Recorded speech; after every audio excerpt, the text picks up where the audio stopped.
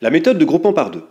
La méthode de groupement par deux est une méthode qui s'applique à une somme de 4 termes.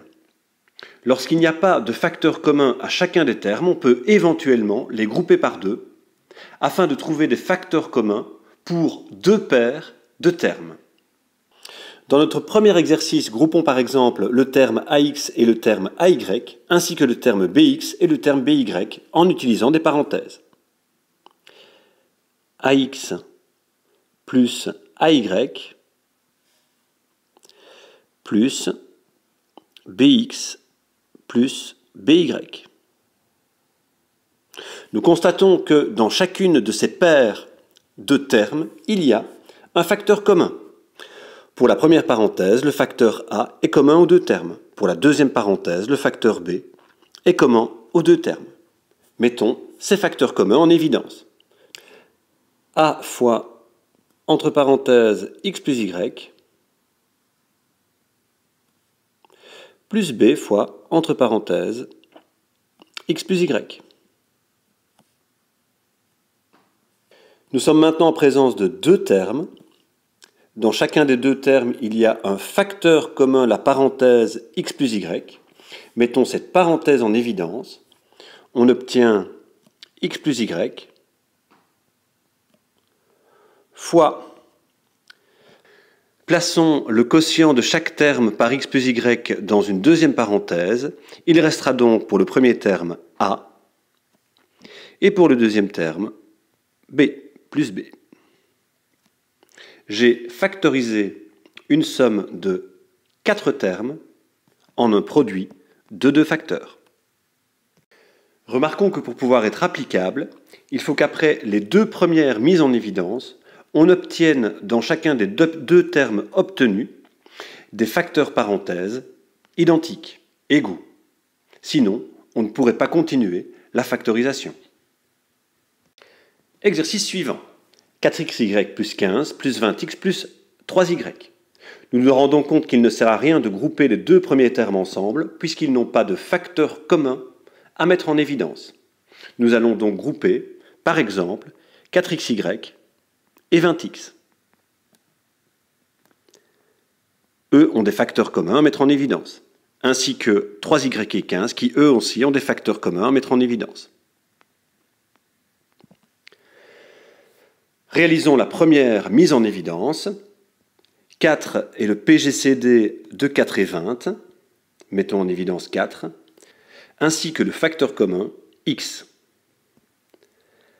Plaçons entre parenthèses le quotient des termes par 4x, on obtient y plus 5.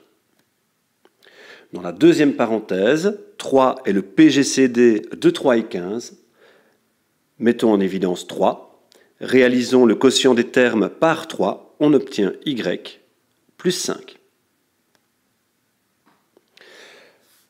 Notre expression est maintenant composée de deux termes. Dans chacune d'elles, il y a un facteur parenthèse commun y plus 5. Nous mettons ce facteur en évidence, on obtient y plus 5 fois 4x plus 3. Un dernier exercice, 4xy plus 10x moins 6y moins 15. Groupons les deux premiers termes 4xy et 10x, plus, ainsi que les deux derniers termes, moins 6y, moins 15. Dans la première parenthèse, le PGCD de 4 et 10 est 2.